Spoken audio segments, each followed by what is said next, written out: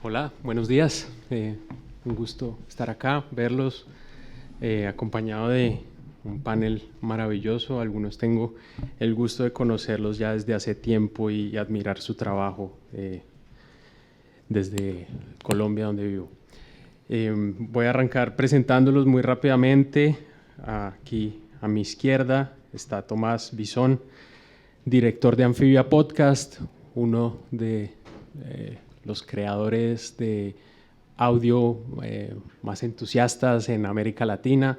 Está siempre tramando algo, siempre tiene ideas en la cabeza y es un poco la persona detrás de grandes podcasts como Hundido, sobre Lara San Juan, el universo de Javier Milei Sin Control, el universo de Javier Milei, bueno, y otros podcasts que ya nos irá contando.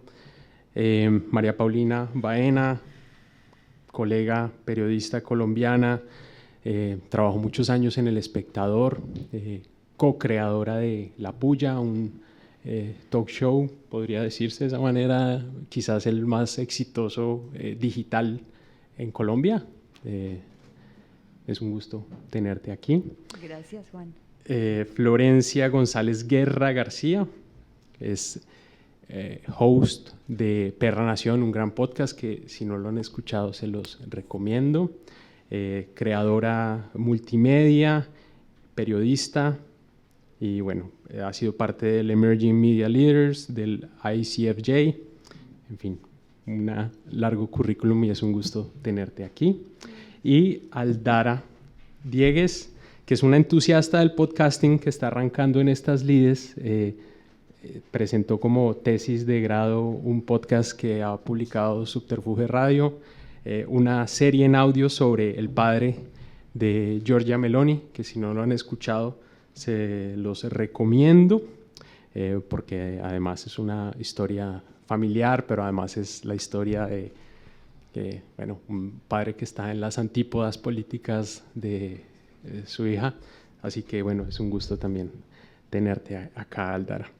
Yo arrancaría este panel preguntándoles muy rápidamente que nos cuenten de cómo llegan ustedes al universo de los podcasts. Creo que algunos llevan más tiempo que otros recién están empezando en este campo. ¿Y qué les ha atraído de este formato del podcast? Si quieres empecemos contigo, Tomás. ¿Cómo llegas tú ya hace varios años al mundo de los podcasts y qué te ha entusiasmado de este medio? Ok, hola, buenos días a todos y todas. Yo llegué al podcast a través de lo digital, digamos. Yo trabajo en Amphibia, que además de ser una productora de podcast, es una revista que tiene ya 12 años. Y siempre por ser, ahora ya no lo soy, pero en su momento era el joven de la revista y era el encargado de buscar otras narrativas digitales, además del texto, que es como el expertise con el que empezó la revista. Y ahí en ese camino fuimos buscando distintas alternativas, probamos cuando hicimos algunos documentales, cosas hasta en realidad virtual, cosas en redes y demás, hasta que hace 7 años llegamos a experimentar en podcast. Empezamos ahí a encontrar una audiencia nueva. Nosotros creíamos que al principio iba a escuchar la misma gente que leía la revista, pero nos fuimos dando cuenta que no. Y ahí fue creciendo un camino que inició con un podcast de entrevista o conversacionales y con el correr del tiempo nos fuimos especializando en el podcast documental o de no ficción, que es más lo que hacemos hoy. Así que bueno, esa es mi llegada al mundo. En tu caso, Florencia, ¿cómo ha sido? Yo me acuerdo que era 2019 en México cuando estallaron unas manifestaciones en contra de la policía porque en un mes habían sucedido 3 casos de mujeres que habían sido agredidas sexualmente por policías en funciones. Y entonces empezaron a haber unas manifestaciones enormes. Yo llevaba 2 años afuera más o menos de la universidad y me fui con una Tascam. Yo ni bien sabía cómo funcionaba ni nada y me fui a las calles. Grabé todo, hice de todo y después llegué y bueno, fue una manifestación donde hubo muchísimos destrozos, hubo una toma de una estación de policía y la imagen era muy fuerte, ¿no? Muchísimas mujeres, o sea, en un inicio, ¿no? Era 2019, muchísimas mujeres tomando una estación de policía, reclamando como su propio cuerpo, etcétera, y llego con la historia con una editora y le digo, ¿qué hago con esto? Y me dice, pues hay que hacer un podcast. Hicimos una historia, en ese momento se llamó Diamantina Morada, porque justo habían muchísimos elementos donde las mujeres estaban utilizando la diamantina como protesta, etcétera, ¿no? Después de eso me fascinó el podcast y de ahí empecé un camino de hacer mis proyectos de emprendedora, ¿no? En la pandemia, fascinada con esta misma idea de que vamos a cambiar el mundo haciendo audio, vamos a hacer cosas increíbles desde el audio, por la intimidad que te permite, por la cercanía, porque claro que cuando tú sacas una cámara la gente se espanta, pero con una Zoom, con una Tascam la gente es más, pues sí, más real, más auténtica, más como es.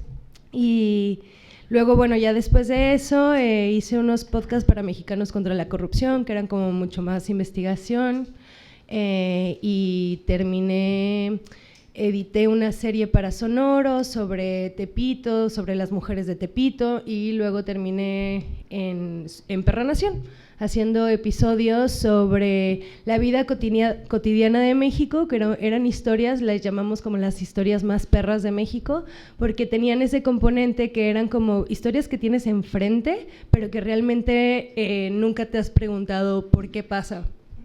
Por ejemplo, hicimos una sobre la comercialización de la espiritualidad en México, que por toda esta exotización que sucede en el país, hacia los elementos mayas o indígenas, pues estaba enfrente de todo el mundo, pero realmente como que nadie se había puesto a contar la historia con oralidad, y pues así es como el inicio. Ya cuando llegó yo a Perra Nación, digo, creo que ya encontré un poco como una forma donde me gusta contar la realidad de cosas un poquito más soft, pero reporteadas con muchísimo rigor, y encontrarle como la otra cara a lo que puede ser más cotidiano. María Paulina, en tu caso tú estás un poco recién aterrizada en el mundo de los podcasts. Estrenaste hace poco un podcast que mezcla la historia y el humor, se llama ¿Por qué somos así? ¿Cómo llegaste ahí? Y, sí, ¿qué te ha llamado la atención y cómo lo diferenciarías de las cosas que has hecho antes como video? Sí, pues, bueno, buenos días. Yo llegué al podcast por azar, básicamente, como he llegado a todo en mi vida. Y así llegué también a La Puya. La Puya fue una videocolumna de opinión en Colombia que reporteaba la política nacional y era como muy incisiva y muy fuerte contra los gobiernos de derecha o de izquierda, y un poco cansada ya de todo el comentario político y de hacer esto por 10 años casi en un periódico nacional que es El Espectador, uno de los más antiguos de América Latina, pues decidí salirme de La Puya a buscar nuevos caminos, y así es como surge Porque Somos Así, porque yo quería un poco con otros colegas, amigos, personas que conocía del medio, pues explorar la historia colombiana, pero explorarla con humor, que era lo que teníamos en La Puya, y meterle también a eso periodismo. O sea, era como irnos atrás en la historia, ver por qué los colombianos somos así, que es una pregunta igual que uno puede extrapolar a todas las sociedades, ¿no? Como ¿por qué somos así México? ¿Por qué somos así Argentina? ¿Por qué somos así Colombia? Empezamos como Colombia, y esto digamos que se puede ir desgranando a otras latitudes, pero yo sí tenía un interés como de unirme con gente a quienes admiraba su trabajo, y que podríamos hacer unas cosas que tal vez en podcast no se habían visto antes, porque yo digamos como que no quería sentarme en una mesa con otros colegas a hablar sobre la realidad nacional o sobre las noticias, que es lo que uno ve mucho en los podcasts pues en mi país, o narrativos, digamos, sino que queríamos meterle a esto también humor, sketches, que es lo que hace Sebastián, mi otro socio con el que estamos en el podcast, que es comediante. Queríamos también meterle a eso historia, para que no fuera como simplemente la conversación que nosotros tenemos en una cafetería y ya, sino como esto que investigación histórica tiene y cómo nosotros podemos vernos hoy reflejados en esa historia. Y así es como llegamos al podcast, un poco ambicionando mucho este proyecto. O sea, nosotros queríamos que esto fuera una serie que Netflix comprara, ¿no? Y nos dimos cuenta rápidamente que eso no iba a poder ser así. Y decidimos hacer este formato, que igual era grabarlo nosotros mismos, poderlo investigar, poderlo reportear, poderlo comentar y sacarlo pues a las audiencias que nos seguían a cada uno. Y así fue como llegamos al podcast, un poco no queriendo hacer podcast, pero ahora descubriendo como lo maravilloso que es y la intimidad que tiene y la audiencia que podemos llegar a tener solamente como haciendo esto como si fuera en la sala de nuestra casa, ¿no? Entonces así llegué a Porque Somos Así. Igual es un podcast muy reciente, apenas llevamos como 8 capítulos publicados, hoy sale el 8º o el 9º y ya terminamos esta temporada con 10 capítulos y vamos a ver qué sigue. Ya hablaremos de esos de monetización. Sí. Aldara, en tu caso, esta serie es tu proyecto de grado, si mal no estoy. ¿Qué te ha seducido del formato? ¿Cómo llegas tú al podcast documental? Pues hola, buenas. Yo llego al formato podcast en el verano del 22 porque escucho Misterio en la Moraleja, súper básica, lo sé, pero es lo que hay. Me encantó, me enamoró, me alucinó cómo el paisaje sonoro podía convertir una información en algo entretenido y cómo me enganchó. Y bueno, yo dije, yo quiero hacer esto, ¿no? Para mí esto es periodismo, hacer entrevistas, escucharlas, que me las cuentes de esta manera, que me generes este espacio, que me puedan meter dentro. Y entonces pues yo en octubre tenía que escoger un tema de fin de grado, tenía claro que iba a ser un podcast. Y bueno, mi pareja, que estaba viviendo en La Gomera, es una isla muy chiquita de Canarias que tiene 20.000 habitantes, me comentó, oye, que un alumno mío me ha dicho que el padre de Giorgia Meloni fue narcotraficante en esta isla. ¿Cómo? Y dije, vale, pues ya está, ya sé que quiero hacer un podcast y este va a ser mi tema. Y me fui para allí un mes, que casi suspendo todas las asignaturas ese cuatrimestre, pero nada, y fui allí y yo empecé, en ese sentido agradezco que fuese a la universidad porque todo lo que son micrófonos, la Tascam y todo este material que yo a priori no compraría, me lo dieron en la facultad, me lo pude llevar y tener un equipo de muchísima calidad, pues sin tener dinero para empezar. Y gracias a eso pues estuve allí, fui saltando de un vecino a otro, y gracias a eso el guión se construyó prácticamente solo a través del testimonio de todos los vecinos, ¿no? Y luego pues fue llegar y me apunté a un curso de podcasting en el cual pues conocí a mucha gente del sector, a Javi Álvarez, a Arturo Lezcano, y bueno, pues gracias a ellos que me fueron un poco tutelando, creo que he conseguido un podcast bastante chulo y ahora pues no sé, como que ya estoy muy obsesionada con consumir podcast. Y bueno, me encantaría trabajar un poco en este sector, ¿no? En ese sentido, Subterfuge pues ha sido un poco una ayuda enorme, que es el atreverse a, oye, tengo esto, no soy nadie, ¿me lo compráis? Y a través de un correo pues me han dicho sí.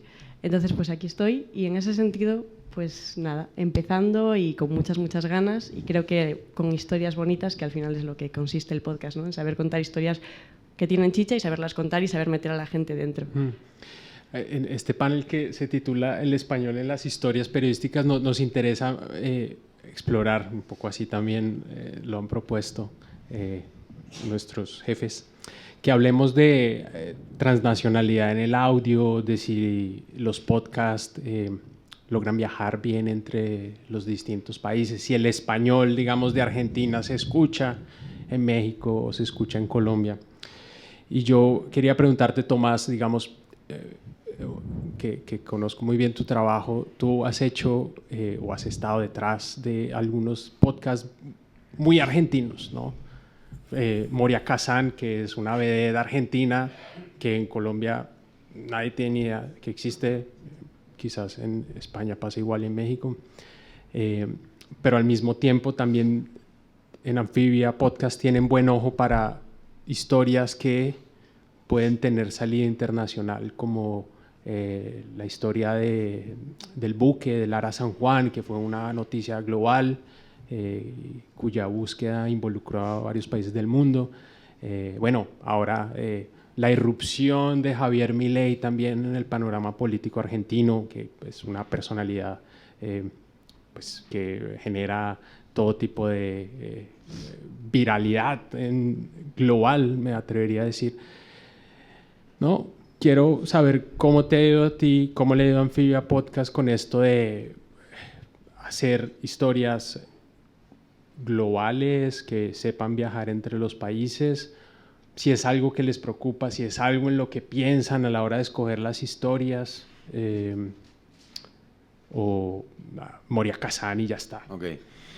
Es la gran pregunta de creo que cualquier productor de podcast en Latinoamérica o Hispanoamérica, o sea, saber cómo hacer para que tus contenidos se escuchen más allá de tu país. Es complejo, pero sí, todo el tiempo está en nuestra cabeza eso. O sea, cada vez que buscamos una historia o pensamos, tratamos de ver qué impacto puede tener en otros países, cómo incorporar, digamos, que la historia se entienda en toda la región, ni hablar, pero además cómo incorporar otros actores para que el contenido viaje. Y bueno, fueron experiencias muy distintas. O sea, las biografías, hicimos 3 biografías súper argentinas, que una se llamó Basta Chicos, otra Intoxicado y otra La One, que son sobre personajes muy argentinos que probablemente si yo se los menciono nadie los conozca, pero en Argentina son verdaderas estrellas. Y bueno, en ese caso la búsqueda que se hizo con Spotify, fueron original de Spotify, era generar mucho ruido en Argentina, local, digamos. Y bueno, nada, eso estuvo buenísimo porque fue muy fuerte, pero es verdad que salías de Uruguay y ya nadie lo había escuchado porque eran historias que como que tenéis que tener mucho background de consumo televisivo o de rock argentino para entender quiénes eran esas figuras.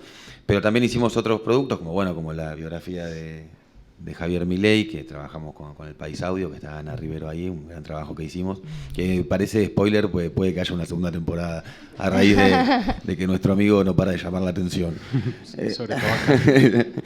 Hace las cosas para querer tratar de llamar la atención. Pero bueno, ese, por ejemplo, tuvo, por supuesto que Argentina y España fueron los países con más reproducciones, pero también se escuchó mucho en México. Bueno, tiene que ver también no solo por la figura de Milei, sino por la figura del líder de ultraderecha, que es una movida que está sucediendo en todos los países.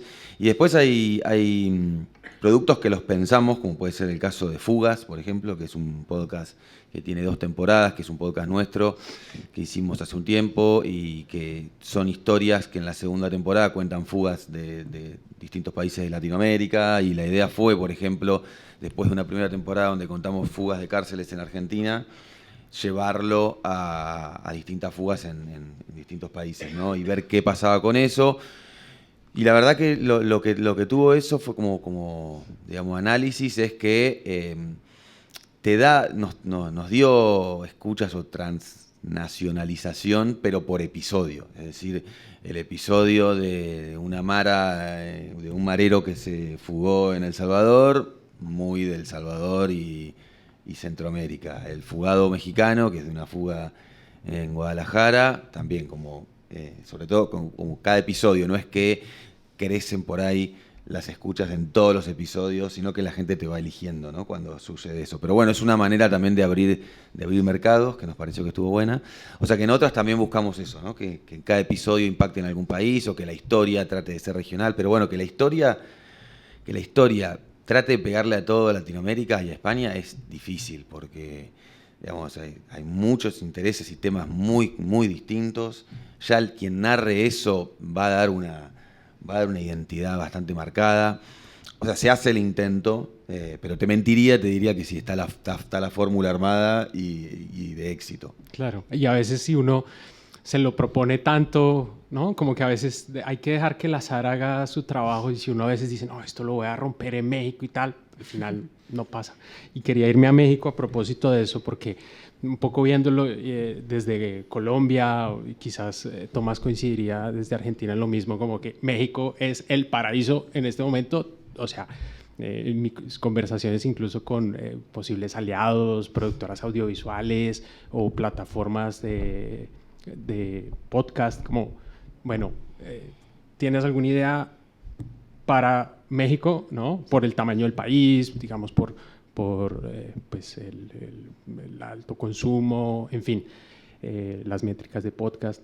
Entonces, digamos que, no sé si para Florencia ha sido una preocupación esto de Perra Nación, que pueda llegar a Colombia o Argentina, o basta con hacer un producto de documentales sobre México, y que al final terminan llegando a otros países, porque, no sé, digamos, la cultura mexicana irradia tanto en otros países de América Latina que no interesa, porque yo, al menos de mi círculo de entusiastas del podcast en Colombia, Perra Nación fue algo que se escuchó bastante. No sé cómo te ha ido a ti con esto de llevar las historias a otras latitudes. Yo siento que esta idea de que el audio en español viaja es un cuento que nos estamos contando en este momento preciso de la industria del podcast.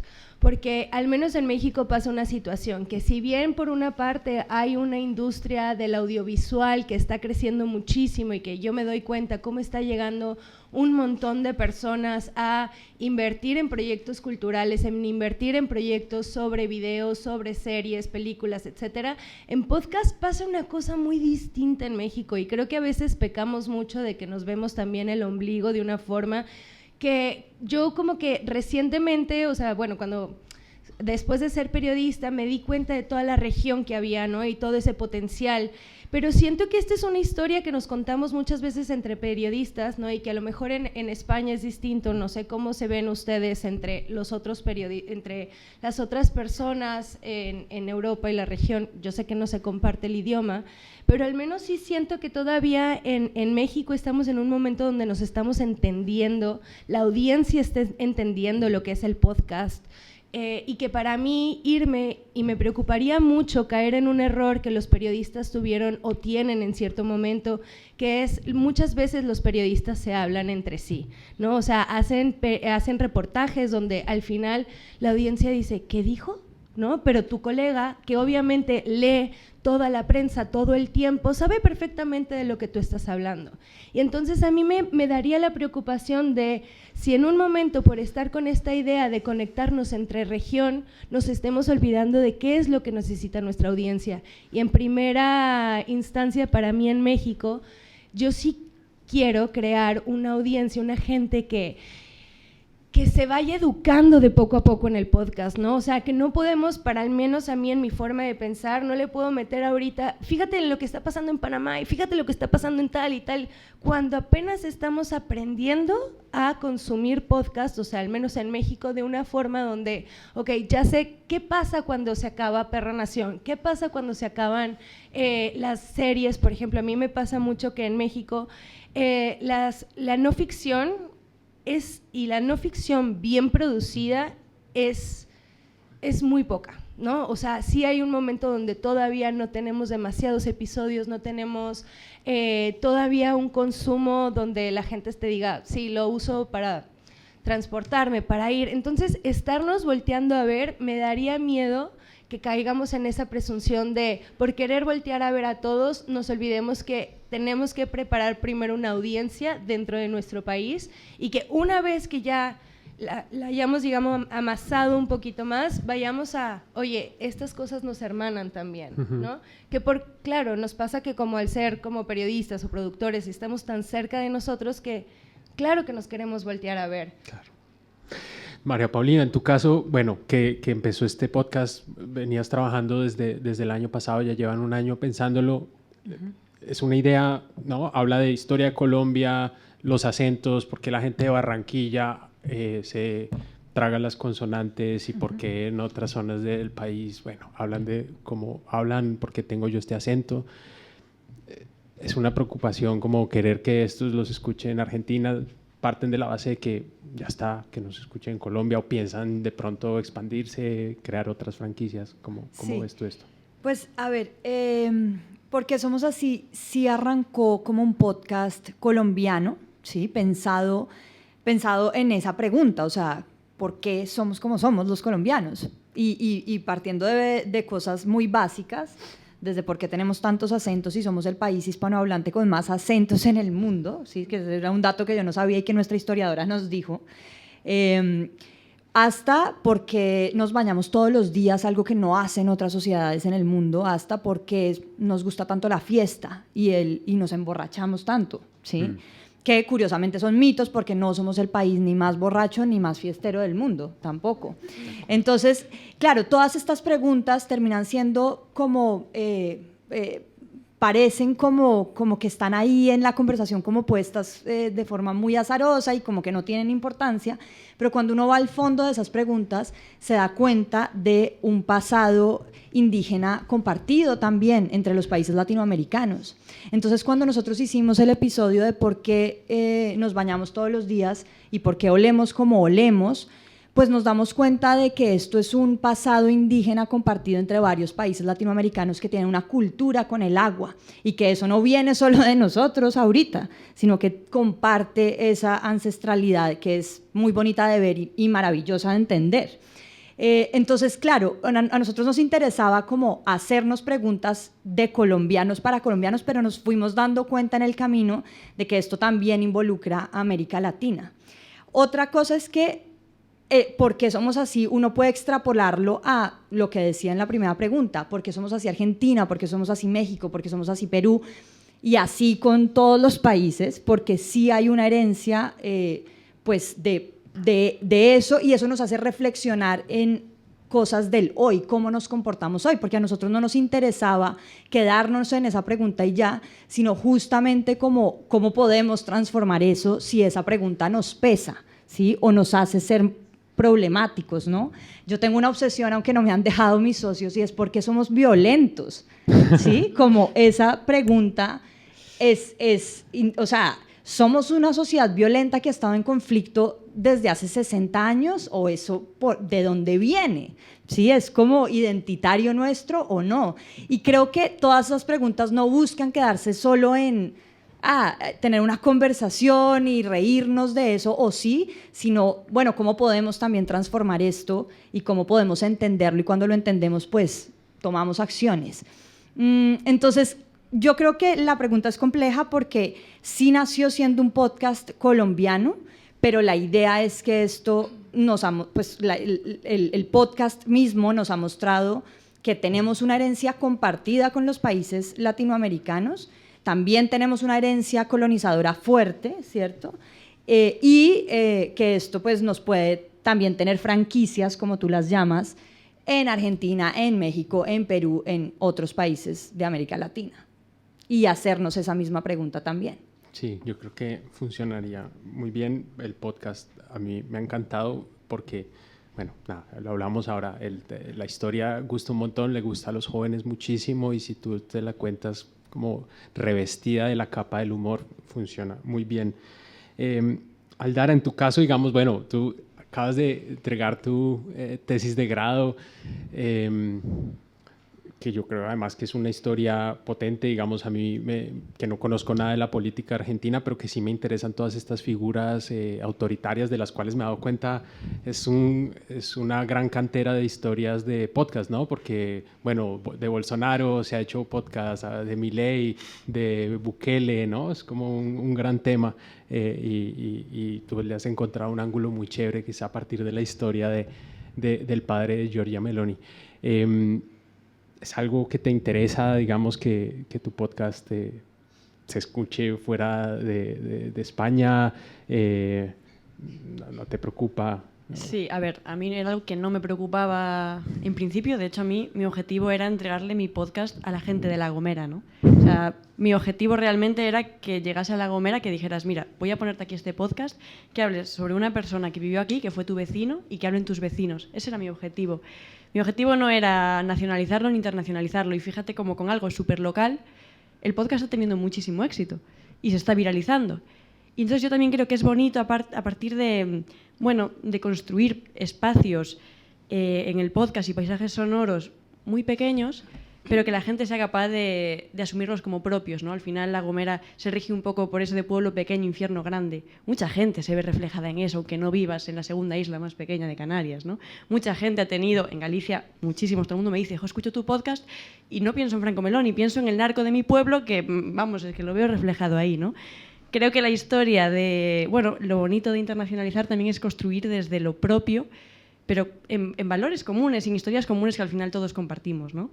Y luego también creo que hay una cosa, que es que el podcast en español, bueno, somos una lengua muy hablada. Yo no me esperaba que mi podcast llegase a Italia y me estoy encontrando mucha gente que me dice, jo, estoy aprendiendo español y que en tu podcast me hables de Italia y además me hables español, me ayuda un montón a aprender y entonces lo estoy escuchando y se lo estoy recomendando a más gente italiana que está aprendiendo español. Y fue algo que me sorprendió mucho y que creo que también hay que explotar el hecho de que, joder, que en Europa muchísima gente, bueno, y supongo que en todo el mundo, mucha gente quiere aprender español y el podcast es una manera de tenerlo de fondo y de ayudarnos. Yo intenté aprender francés con poco éxito, pero lo hacía a través de podcast que me ponía en francés, ¿no? Y creo que eso también es un mercado pues por explotar. Creo que en España, y aquí concuerdo con Florencia, hay un problema de que la gente no consume mucha información a través del podcast por ahora, ¿no? El podcast que triunfa aquí en España es el conversacional. Y es muy difícil exportar a Latinoamérica un podcast conversacional porque tira mucho de memes internos, de política de aquí o de humor de aquí, ¿no? Sin embargo, el podcast narrativo, informativo, yo creo que traspasa fronteras, porque es lo que tú dices. Al final, Giorgia Meloni o Javier Milei son personas que interesan allí donde vayan. O, por ejemplo, Lara San Juan. Yo no me enteré en su día cuando salió en la prensa que se hundió Lara San Juan y yo, a priori, es que me da igual. O sea, un submarino que se hundió en Argentina, a mí, ¿esto por qué a mí me toca o me apela? Si yo viera esto en un artículo del periódico, yo no lo hubiera, leído. Pero era un podcast y dije, esto tiene pinta de tener unos efectos sonoros brutales y un paisaje sonoro brutal, ¿no? Y lo puse y efectivamente, desde el primer episodio me quedé. Cuando la historia a priori no me engancharía en otro formato, pero como sabía que era podcast y que iba a ser un podcast que me iba a meter dentro, me enganchó y la historia me encantó. Y creo que eso es un potencial que hay que, educar a... Suena un poco soberbio, ¿no? Pero sí que hay que educar a la gente en este tipo de formatos, porque al final, para tú llevar podcast afuera y que los podcasts lleguen a ti, pues tiene que haber... primero tienes tú que exportar podcast afuera para que la gente se acostumbre también a recibir, ¿no? de otros lugares y poder decir, joder, es que esta historia es tan buena que me da igual que esté leída en otro acento, es que me da igual porque hay algo en el podcast que son todos esos efectos sonoros, toda esa magia inmersiva que hace que te quedes, aunque la historia no te apele a ti directamente, ¿no? Y al mismo tiempo pues teniendo esos valores comunes que sí que te apelan porque son universales. Yo creo que esa es un poco la clave. A mí me gustaría, Juan, una sola aclaración más, que es que sería interesante esta misma mesa, no digo el año que viene, pero sí dentro de 2 años, cuando yo creo lo contrario, no es que la gente va a aprender francés escuchando podcast, sino que vamos a conseguir que ese podcast en francés se escuche en el idioma nuestro, o sea, que la inteligencia artificial logre aprender todos los acentos y entonces lleve a, digamos, esta mesa no sé qué sentido tendría o cómo cambiaría, o esta pregunta de si viajan nuestros contenidos, cómo viajan, o tal vez viajan transformados en otra cosa, ¿no? O sea, la verdad que el avance artificiales. Claro, o sea, el avance de las voces inteligentes está, digamos, fuertísimo y no sé si el año que viene, quizás sí, pero dentro de 2 años es muy probable que haya voces que hagan el colombiano, el mexicano, el argentino, el peruano, el español de acá. Y entonces ahí tu historia por ahí viaja, ¿no? Claro. No sé, son como hasta preguntas... la voz de Scarlett Johansson, ¿no? Ya se la clonó OpenAI, ¿no? Entonces sí, incluso la voz de, Juan Lu, de Un Tema al Día, pues, ¿no? Sí. Como, ¿no? Si se puede patentar tus voces, porque... Claro, ya, o sea, las experiencias de ahora son malas, o por lo menos no entretienen las voces reconstruidas con inteligencia artificial, parecen justamente artificiales, pero sabemos que aprenden muy rápido, entonces puede cambiar. Más pronto que tarde las tendremos. Hablemos de plata. Siempre que los periodistas nos juntamos y nos encontramos en este tipo de eventos, el tema obligado y casi el único es la plata, dinero, o la falta más bien de plata. ¿Y el español? El idioma. Vamos a hablar de eso. Idioma y plata. Pero es como eso, como cómo se puede hacer podcast. Digamos que varios de los que estamos acá disfrutamos un poco de una especie de luna de miel 2020-2021, algo del 2022, en el cual había un interés y una voluntad de las plataformas de streaming de incluso pagar bien para producir historias en español, digamos, ambiciosas, varios nos pudimos dar el lujo de, no, como a lo New Yorker, o sea, pasar 8 meses reporteando una historia que era el paraíso, y eso de repente se ha puesto más difícil. ¿Cómo se puede, o si se puede, hay posibilidades de poder seguir haciendo este tipo de podcasts un poco más reposados, en los que te tomas, no sé, 9, 10 meses y luego sales con una historia de 8 episodios, 8 entregas? ¿Se puede eso en español? ¿No se puede? ¿Hay que aprender ahora otro idioma y irnos a vivir a otra parte del planeta? ¿Cómo lo ven ustedes? Florencia, ¿tú cómo lo ves? Siento que eso fue la época dorada, ¿no? Y que después de la época dorada viene la democratización también. Y con ello también vienen un montón de oportunidades, viene también la posibilidad de que los creadores tengan otro tipo de acercamientos. Entiendo perfecto toda esta parte de que, ok, ahora te toca la creación, la producción y también la promoción. Te podemos ayudar en toda esta cuestión de la distribución, que es mucho de la postura de las plataformas, y está muy bien. O sea, siento que llega un momento donde para mí se vuelve muy interesante. No siento que sea como tan...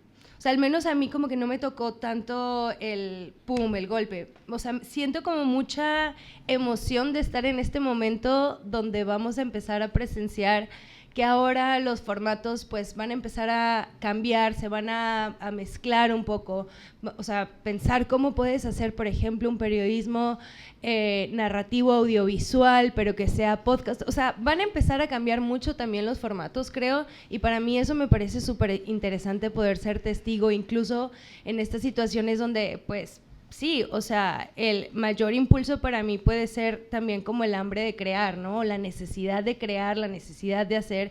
Y siento que sí, la situación es completamente adversa, pero ya para mí dejemos un poco de lado el hecho de es que siempre estamos en crisis y la crisis, o sea, yo vengo escapando un poco de la crisis de los medios tradicionales y me da un montón de pereza seguir pensando como en esa misma de ¿y ahora qué vamos a hacer? ¿No? Y es como aceptemos que vivimos en este momento, qué increíble que a muchos les tocó la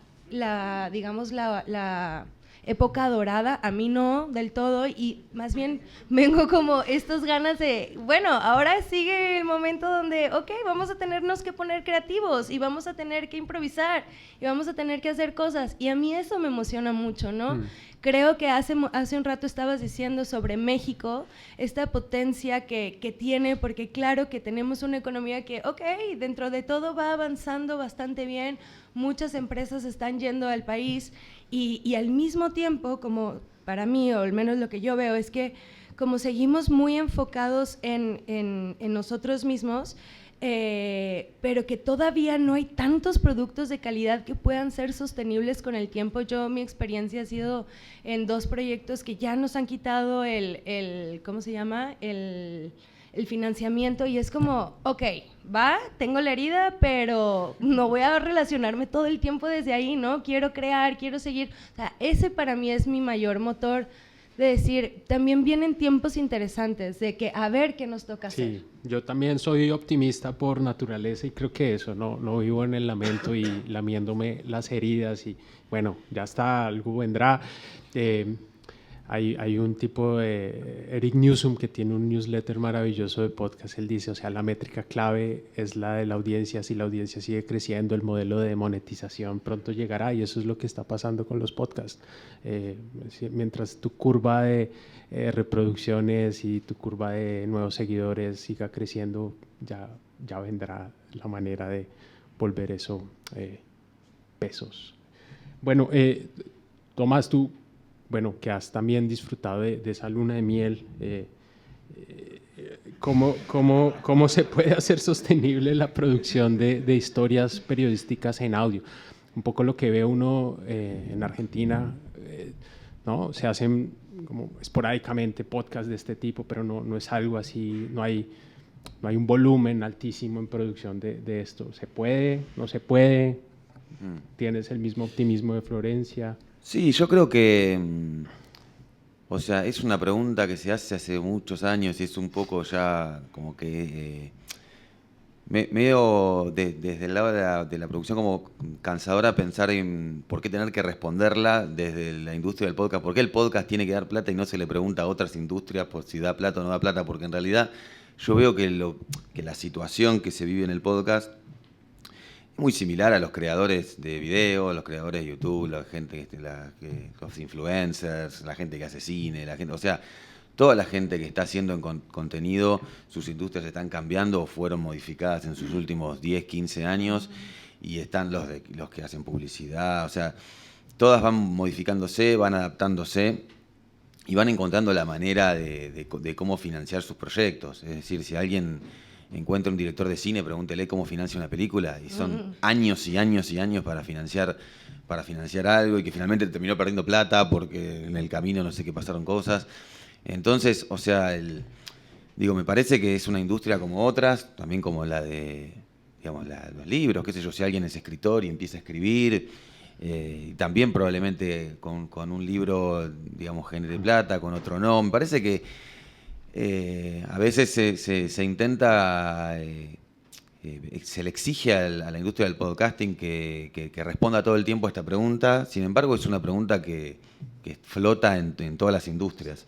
Así que yo creo que, como todas las otras industrias, va a conseguir su manera. O sea, hay distintos, o sea, hoy no están las plataformas, o no está esta luna de miel, que yo no sé si la disfruté tanto, pero bueno. Yo creo que sí. Vamos a decir que sí. Estoy seguro que sí. Fue una chiquita, en una playa argentina, 3 días. Yo quería algo un poquito más. Pero...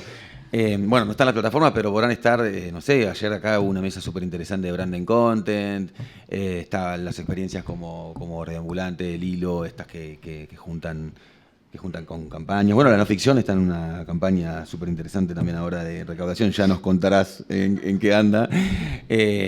O sea que yo creo que lo que decías vos un poco de si hay audiencia se encontrará el modelo, y bueno, eso. María Paulina, ahorita lo hablábamos, como es peleado esto, ¿no? Es como, güey, puta.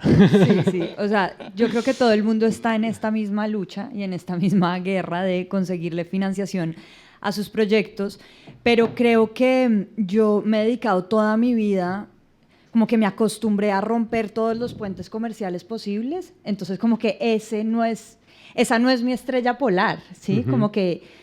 Y suena contradictorio porque entonces ¿de qué viven? Y en este momento yo no vivo del podcast, ¿sí? Creo que ni cerca de vivirlo.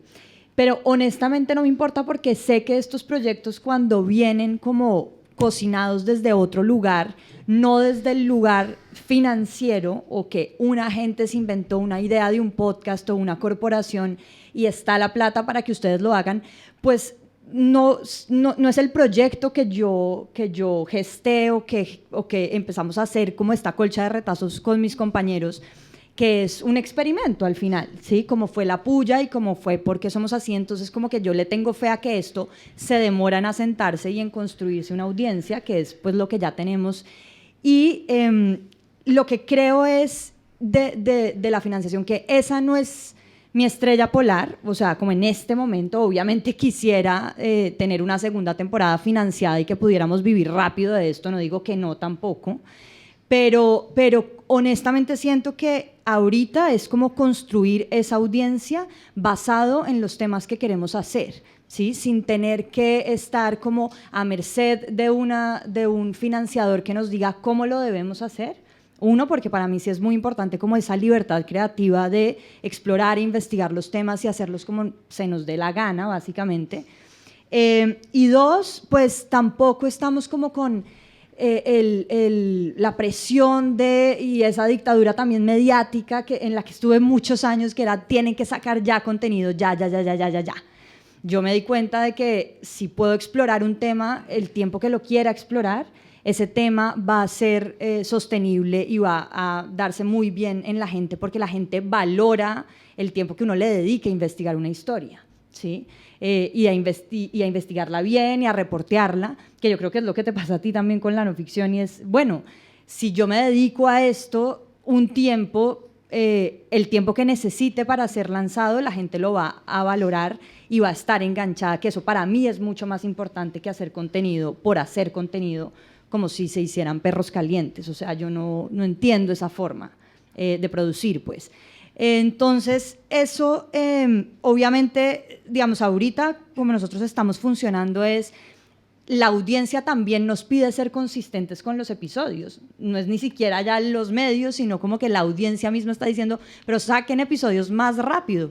Y pues nosotros somos 3 personas que no vivimos de eso, no podemos hacer episodios cada 8 días, ¿sí? Empezamos haciéndolos cada 15 y luego ahora estamos haciéndolos cada 3 semanas o cada mes o cada que nos dé, ¿sí? Porque tenemos trabajos aparte y esto termina siendo como nuestro hobby, un hobby que queremos y que además tiene que ser sostenible como hobby porque justamente ese es el valor para nuestra audiencia ahorita, que es, ustedes lo están disfrutando tanto como nosotros lo estamos escuchando.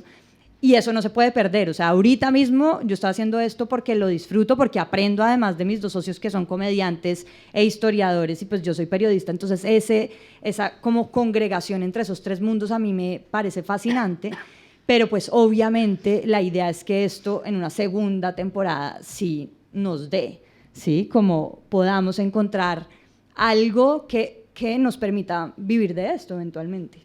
Pero pues la fórmula no sé cuál es. Más allá de salir a venderlo y conversar con personas que digan, ok, estamos interesados en este cruce de estos 3 temas y tenemos esta audiencia y se las podemos vender, pero déjennos la creatividad como editorial. Yo ayer estaba escuchando en una mesa que me gustó mucho una visión que decía como, ok, toca más o menos como dividir el 33% en la editorial, el 33% en la promoción, el 33% en lo económico. Y siento que al menos yo vengo como de una profesión que siempre ha estado súper castigada, ¿no? Y que ha sido como el oficio del periodismo, es el mejor oficio del periodismo y tal. Y creo que esos discursos nos han hecho mucho daño. Bueno, no sé, aquí voy aquí así como de que a decir otro punto de vista, pero de que a veces siento que esos discursos como de que la pasión, poderlo hacer, o sea, me encanta, ¿no? Porque pienso, por ejemplo, en un músico que se pone a ser como más creativo, ok, pero cuando a veces hablamos de información, no sé si podríamos pensar que en algún momento esto la gente lo empieza a valorar más, ¿no? Y que ayer escuchábamos también en una mesa donde nos decían, es que la gente está más dispuesta a pagar contenido si van a aprender algo de eso y si es parte de su, ¿cómo se llama?, de su formación profesional. Entonces, siento que una idea buena que podemos tener para poder monetizar mejor es también empezar a pensar en nuestra audiencia todo el tiempo, qué es lo que ellos necesitan como para profesionalizarse, hacerse, digamos, como en esta idea de, suena horrible, pero mejores personas, porque ya somos mejores, ya estamos muy bien como estamos, pero que sí podríamos hacer ahí unos ajustitos de tuerca, que nos vengan un poquito mejor. Y creo que cuando les damos ese tipo de contenido, como que tendrían más la posibilidad de, ¿sabes qué? Ahí te va mi Patreon, ahí te va mi, no sé. Sí, no, yo no estoy abogando por la precarización del periodismo ni de los contenidos, o sea, obviamente si yo no tengo financiación para una segunda temporada, lo voy a dejar de hacer, porque no tengo incentivos tampoco para estar ahí dándole todo mi tiempo y mi amor y mi cabeza a un proyecto que no da. ¿Sí? Pero siento que yo no puedo estar esperando a que me llegue mi tiburón o mi mecenas a ponerme la plata para empezar a hacer un contenido que no es como es como nunca lo he hecho, ¿sí? Es como que yo necesito ver si esto pega en una audiencia, si la audiencia responde como yo quiera y bueno, ahí digo, ok, la gente está pidiendo más contenido, la gente está pidiéndome que además sea más constante, yo necesito ahí sí tener un músculo financiero que sustente esto, pero no, o sea, sí. No quiero que el periodismo ni los podcasts estén desfinanciados y que uno haga esto por amor al arte, no. Creo que al principio toca tragarse ese sapo, pero ya, o sea, al principio. Ya, claro, la primera temporada, ¿no? Es como, sí, ya el desafío es que haya una segunda temporada de algo. Exacto, que en esas estoy yo. Aldara, tú tampoco estás en la misma situación, además te envidio un poco porque cuando uno es estudiante como que dice, bueno, ya puedo hacer podcast, qué rico, puedo dedicarme sin estarme preocupando de la monetización de mi tesis de grado. No es una preocupación que uno tenga como estudiante, pero ya se acaba eso y uno empieza a mirar el mundo real con muchos miedos e incertidumbre. ¿Cómo estás tú en esta preocupación? Preocupada. Sí, a ver, ya me preocupó mucho el tema del dinero porque al final fue un viaje que tuve que invertir yo mi dinero y aunque allí tenía casa y tal, pues no fue barato, ni bueno, el barco sobre todo, los vuelos, etcétera. Y sí que es algo que me preocupaba bastante y que bueno, por ahora no es una... bueno, no fue una cosa que me lastrase, pero sí que es verdad que mucha gente, lo noto, me preguntan en entrevistas así, bueno, igual es tu siguiente podcast. Y yo, pues mi siguiente podcast es, dadme dinero, por favor, para hacerlo. O sea, sí, es complicado. A mí me llamó mucho la atención cuando fui allá a La Gomera, entrevisté al presidente del Cabildo y el señor me hizo la entrevista y al terminar me dijo, bueno, ¿cuánto dinero quieres? A ver, yo, ¿qué? Y como que me dijo, sí, te paso aquí con el asesor, que te dé, ¿cuánto quieres? 5.000 euros, 6.000 euros, venga, una subvención, no sé qué. Y yo me quedé así un poco, bueno, hablé con él, yo no tenía ni idea de finanzas, fui tontísima y al final no pedí nada. Es que claro, yo pensé, es que si quiero hablar mal de ti tampoco te voy a pedir dinero, ¿no? Entonces, bueno, al final no lo hice. Pero me sorprendió mucho el ir en persona a los sitios y de repente, pues eso, hablar sobre ellos. Joder, al final los ayuntamientos tienen muchísimo más dinero del que pensamos y muchas veces no saben ni en qué gastarlo y es súper triste. O sea, a mí, yo moralmente me gustaría no andar pidiendo dinero ajeno para hacer mis proyectos personales, pero me sorprendió la facilidad con la que se estaban ofreciendo a darme dinero, ¿no? Al final supongo que es ir petándole las puertas y de gente que quizás está pues dispuesta a dártelo y no sé, noto en España, claro, en Latinoamérica no sé, en España noto que hay mucho despilfarre y es como que estoy súper en contra de eso, pero al mismo tiempo pienso, joder, si algún día quiero hacer algo del podcast quizás tengo que tirar por aquí, ¿no? Por ejemplo, en Simulacro, que es un podcast increíble, fue un encargo de la Oficina de Turismo de Canarias y se costearon gracias a este encargo un podcast espectacular y un viaje por las 8 islas Canarias, ¿no?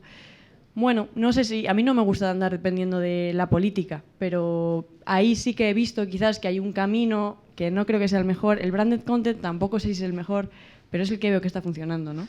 No sé, dentro de un año, si empiezo otro podcast, os contaré mi experiencia. Ya hablaremos en un año. Me dicen que abramos el panel a preguntas. No sé si hay preguntas del público.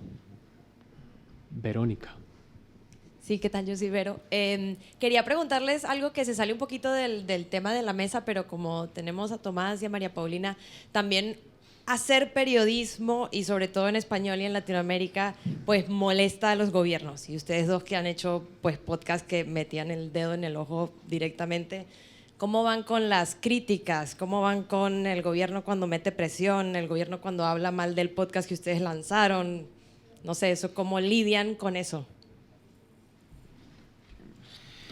No, festejamos. O sea, si llega a esos oídos y nos insultan por el contenido, no va a estar bueno. O sea, la idea fue un poco eso con lo que hicimos y seguiremos haciendo, que es tratar de contar esas historias que por ahí están... Bueno, en ese caso cuando sacamos el de Milei no se conocía tanto el personaje, entonces tuvo mucho de novedoso de quién era este personaje y todo lo que traía.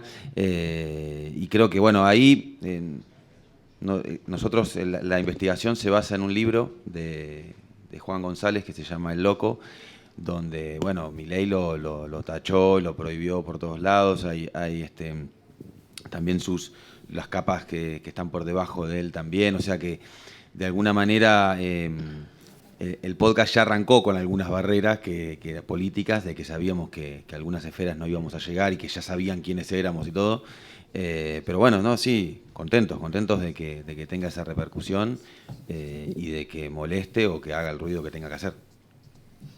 Sí, a mí, digamos, porque somos así, no me ha tocado el privilegio de que llegue al gobierno y de que armen un escándalo con el gobierno, que es mi principal objetivo en este momento, porque creo que eso pase es la mejor catapulta para tu contenido. Y yo tengo esa experiencia por la puya, en donde nosotros a todos los gobiernos y a todos los presidentes pues les echábamos puya, como nos llamábamos, y eso pues hacía que nuestro contenido se viralizara muy rápido, ¿cierto? Y además era un contenido periodístico que tenía todas las fuentes, que estaba súper blindado por todos lados. Entonces a nosotros lo que mejor nos pasó, lo mejor que nos pudo pasar cuando estábamos iniciando La Puya, que es esta videocolumna que yo tenía antes, en la que duré 10 años, fue que el presidente Santos en ese momento nos contestara una puya, y ahí la gente se empezó a preguntar qué es eso de la puya, y pues nosotros surgimos como con mucha fuerza. Desgraciadamente ahora no ha pasado. Quisiera que pase, creo que a mí ya me picó el bicho de que puedo hablar de eso sin temor y sin miedo y como que no me genera algo, mientras que a mis socios sí. Entonces cuando yo hago un comentario político, porque lo tengo muy interiorizado y porque siempre que me dan el papayazo para hablar de Gustavo Petro lo voy a hacer, sí, porque cómo no, pero claro, cuando ellos se dan cuenta de eso, como que quedan así un poquito timbrados porque dicen, el podcast no es político, entonces cállese. Y es como, no, hagamos que esto sea como lo mejor de estos tres mundos, y creo que pues por ahí vamos, pero todavía no hemos tenido como ningún problema político. ¿Alguien tiene otra pregunta? Allá atrás.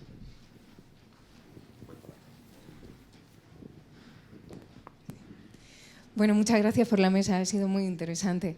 Una de las cosas que habéis dicho y que además me ha gustado mucho y me ha impresionado en parte, aunque, en fin, uno siempre tiene ciertas cosas así en la cabeza, pero me ha impresionado es que las historias que llegan más son o la gran historia en el sentido de personajes muy conocidos o muy mediáticos, o las pequeñas historias, esas con las que nos podemos identificar todos, ¿no? Pero claro, para todo un grupo de historias intermedias, es muy difícil llegar y especialmente traspasar fronteras. Y lo que hay que hacer, habéis dicho, y me parece muy interesante, es educar. Mi pregunta es, ¿cómo se educa, ¿no? ¿Qué tenéis en la cabeza cuando pensáis en educar al oyente o educarnos incluso a nosotros como creadores de un nuevo código, ¿no? Que es el código de audio? ¿En qué estáis pensando? Muchas gracias. Gracias. ¿Quién quiere empezar? Yo pienso mucho en la audiencia y en ir construyendo un grupo de personas que están dispuestas a escucharte y a crecer contigo. O sea, creo que de inicio los podcasts que yo hacía en 2019 no se parecen para nada a los que hice el año pasado, y seguramente los que haré el próximo año tampoco se van a parecer tanto, pero creo que el ir... O sea, pienso mucho, por ejemplo, en los articulistas en los periódicos, ¿no? Para mí creo que esto es un tema que a lo mejor me voy a ir por otro lado, pero voy a llegar al punto, que es, los articulistas en los periódicos, la razón por la que mucha gente compraba el periódico era por los articulistas, ¿no? Porque eso es lo que les ayudaba a entender el mundo. Hoy tenemos el beneficio de la oralidad, de seguir hablando en América Latina y en Iberoamérica. Tenemos mucho esta cuestión de la oralidad y una cuestión humana. Crecimos gracias a la oralidad, ¿no? Antes de que estuvieran los libros, antes de que estuviera todo. Ahora, ¿qué ha pasado? Por ejemplo, lo que está pasando en Estados Unidos es que muchos de los periodistas que llegaron a un punto súper importante en su carrera, en el Washington Post, en el New York Times, lo que sea, se salen de los medios porque ya no les están pagando lo suficiente. ¿Qué hacen ellos? Crean comunidades, personas que están dispuestas a escucharlas, a seguirlas, a acompañarlas. Y creo que eso es algo bien importante, que dejemos de pensar que nosotros tenemos toda la... O sea, como en esta idea del periodista anterior, ¿no? Que era casi como un lobo estepario, que se movía perfectamente y solo. No, aquí tenemos la inteligencia de nuestra audiencia, y eso, cuando tú empiezas a crecer con ellos, les empiezas a preguntar qué te importa, qué quieres que yo cubra, por qué quieres que cubra esta historia de esta forma.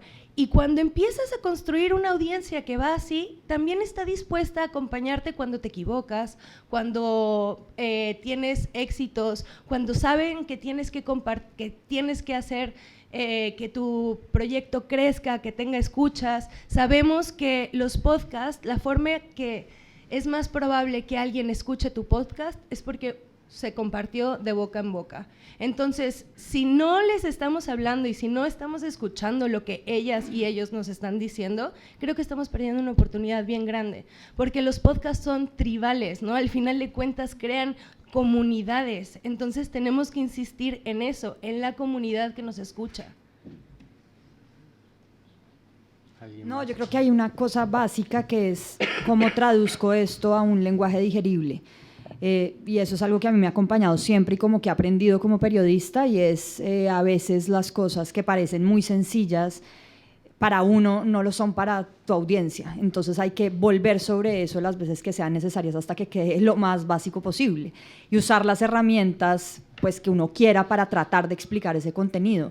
En nuestro caso, pues claro, es el periodismo tratando de configurar un poco la historia, pero también son los sketches humorísticos y es el teatro y la improvisación teatral, que a mí, de hecho, me gustaba mucho un podcast argentino que se llamaba Un Mundo Maravilloso, que era una locura, era como 10 minutos de episodio y eran como, improvisaban un tema, ¿no? Y era como cualquier cosa, o sea, una entrevista de trabajo y improvisaban ese tema, porque me encanta ver esos otros mundos en un ambiente sonoro. Entonces lo que nosotros hacemos es, ok, tenemos esto como referente, a mí me encanta lo que hacía Un Mundo Maravilloso, hoy soy actriz, hago teatro, me encanta, pues cómo hago para explicar el mundo que nos rodea a partir de esto. ¿Sí? Entonces usar también las herramientas que a uno le gustan y que tiene a la mano para traducir esa complejidad a algo muy sencillo. Bueno, no sé si hay alguna otra pregunta. La última.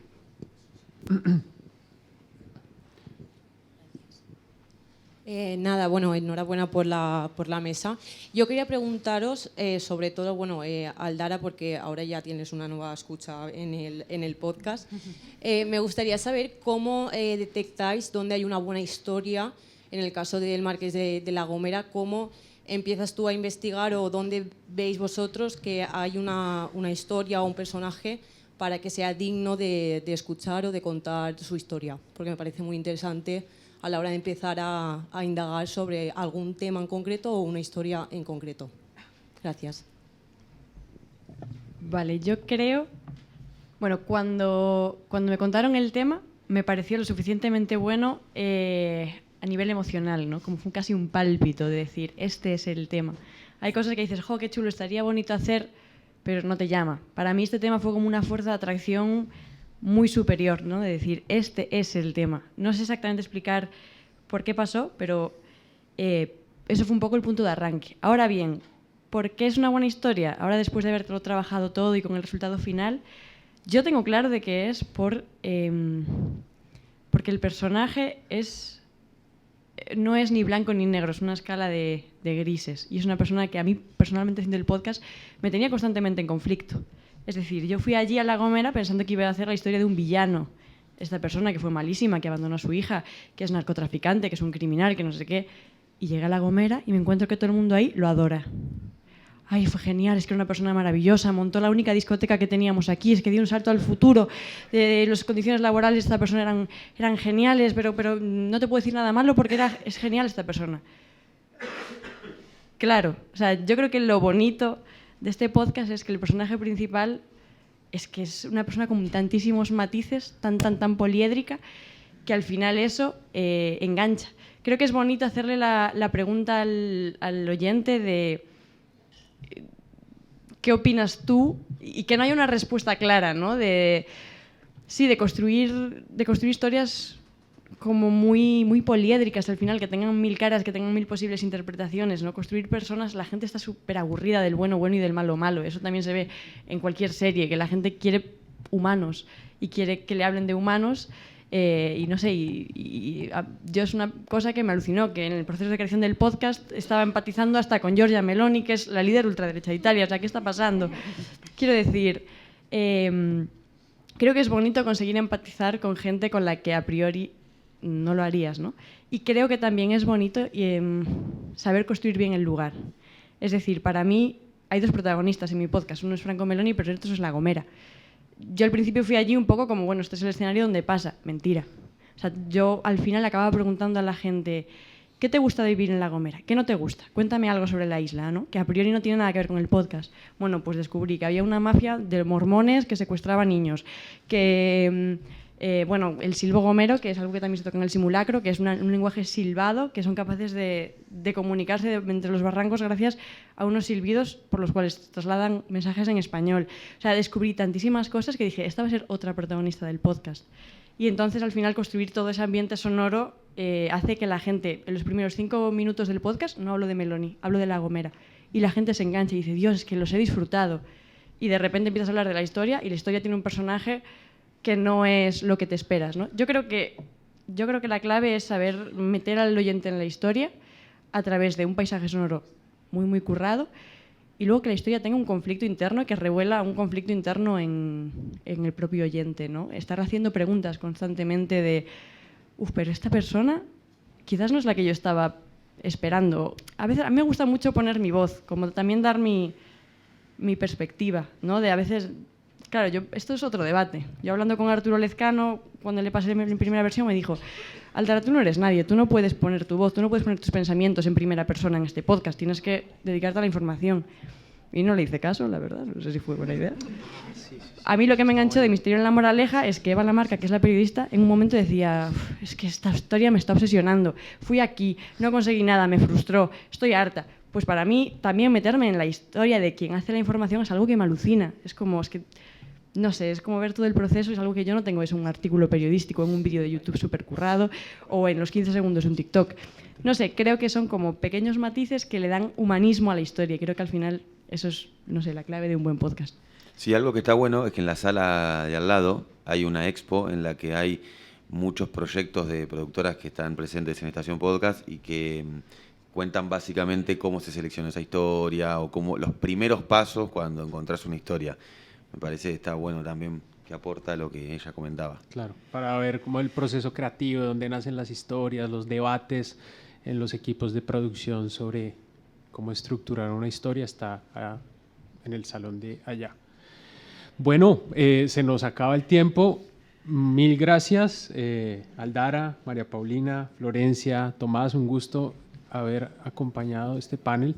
De nuevo, la invitación es a que escuchen Un Marqués en La Gomera, Porque somos así, Perra Nación y otras cosas que está tramando Florencia, que ya llegará el momento de contarnos, y que escuchen Sin Control, una biografía de Javier Milei en coproducción con El País Audio, Hundido, bueno, que además felicitaciones, se ganaron un premio Ondas con Hundido, así que bueno, mil gracias por habernos acompañado. Sigue otro panel también en este mismo espacio, así que mil gracias. Gracias.